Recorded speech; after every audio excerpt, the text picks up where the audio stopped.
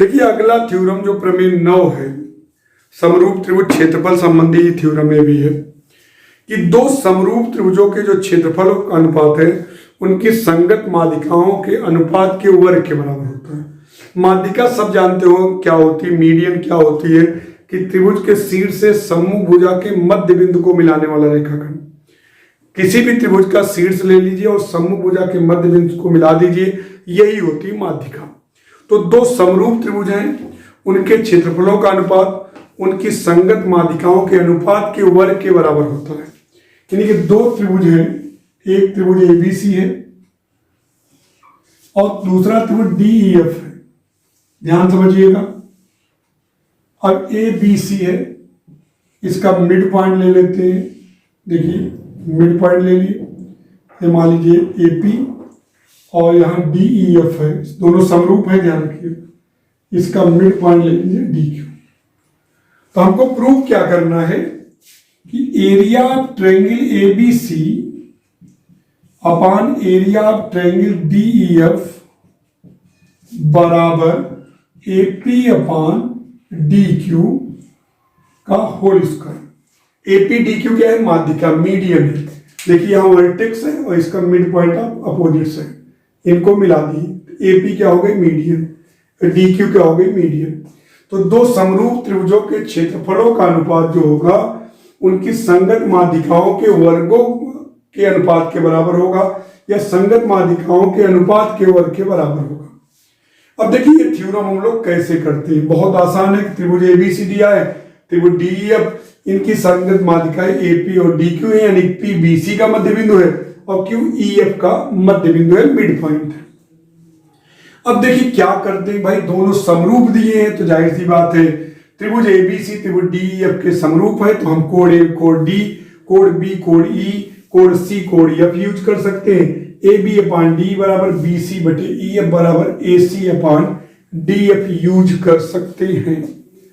अब हमको यही प्रूव है। इसके पहले हम जानते क्या है कि भैया दो समरूप त्रिभुजों के जो क्षेत्रफलों का अनुपात है वो क्या होता है? संगत भुजाओं के अनुपात के वर्ग के बराबर होता है। राइट, ये प्रूफ हम जानते हैं।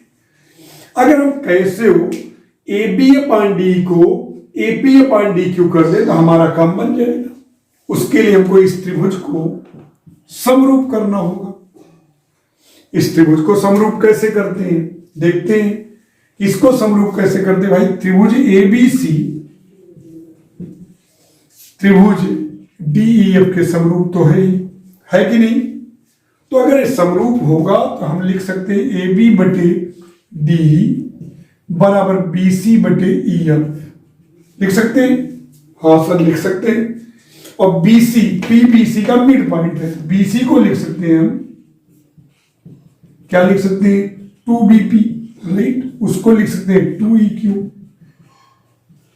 2 से 2 कैंसिल, यानी ए बी अपॉन डी बराबर बीपी बटे EQ। वाह क्या क्वेश्चन है भाई। त्रिभुज एबीसी त्रिभुज डीईएफ, लक्ष्य पहले देखिए। हम पहले से जानते हैं भैया दो समरूप त्रिभुज हैं, उनका जो अनुपात होगा उनकी संगत भुजाओं के अनुपात के वर्ग के बराबर होता है। राइट, तो ये तो हम पहले से जानते हैं। तो संगत भुजाएं ए बी और डी हैं, उनके अनुपात के वर्ग के बराबर हो गया। अब हमको इन दोनों त्रिभुजों को समरूप करना है। तो इन दोनों त्रिभुजों में पहले से हमको क्या पता है भैया त्रिभुज एबीसी त्रिभुज डीईएफ के समरूप है। तो ए बी अपॉन डी बराबर B C upon E F. B C को हम लिख सकते हैं 2bp और ई एफ को लिख सकते हैं 2eq। 2 से 2 cancel, A B upon D बराबर हो गया बीपी अपॉन EQ। अब त्रिभुज एबीसी व त्रिभुज डीईक्यू में क्या देखिए है? ए बी अपॉन डी बराबर बीपी अपॉन EQ। अभी आपने सिद्ध किया कि नहीं? ये सिद्ध किया ना। ए बी अपॉन डी बराबर बीपी अपॉन EQ और कोड बी बराबर कोड ई। भैया त्रिभुज एबीसी त्रिभुज डीईएफ के समरूप है, तो कोड बी बराबर कोड ई और ए बी अपॉन डी बराबर बीपी बटे EQ अभी प्रूव किया। तो भुजा कोण भुजा समरूपता की कसौटी से देखिए ए बी अपॉन डी बराबर बीपी बटे EQ और कोण बी बराबर कोण ई, तो जाहिर सी बात है ए त्रिभुज इसके क्या हो जाएगा समरूप, किस थ्योरम से, side angle side similarity theorem से।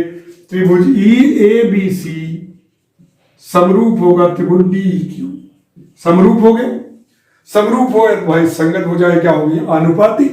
तो ए बी अपॉन डी बराबर हो जाएगा, क्या हो जाएगा, ए पी अपॉन डी क्यू। और ए बी अपॉन डी का मान यहां रख दो, area of triangle A B C upon area of triangle D E F, मान रख दीजिए भाई, ए बी अपॉन डी की जगह ए पी अपॉन डी क्यू का होल स्क्वायर।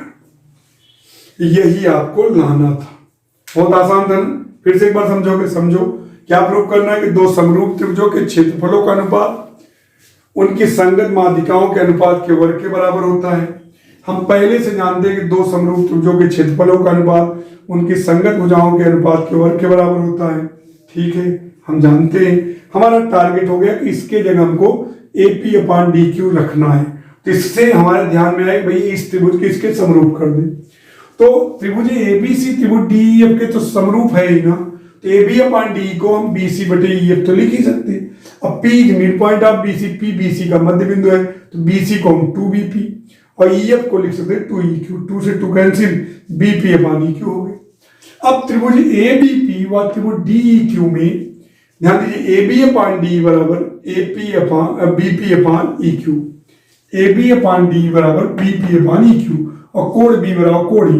तो भुजा कोण भुजा समरूपता प्रमेय से ये दोनों समरूप हो गए। समरूप हुए तो संगत भुजाएं समानुपाती होंगी। ए बी अपॉन डी बराबर A P upon D Q, और वही ए बी अपॉन डी की वैल्यू यहाँ रख दिए, तो देखिए आ गया। तो दोनों समरूप त्रिभुजों के क्षेत्रफलों का अनुपात उनके संगत माध्यिकाओं के अनुपात के वर्ग के बराबर। एक बार दोहरा लीजिएगा, कोई दिक्कत हो तो कमेंट जरूर करिएगा।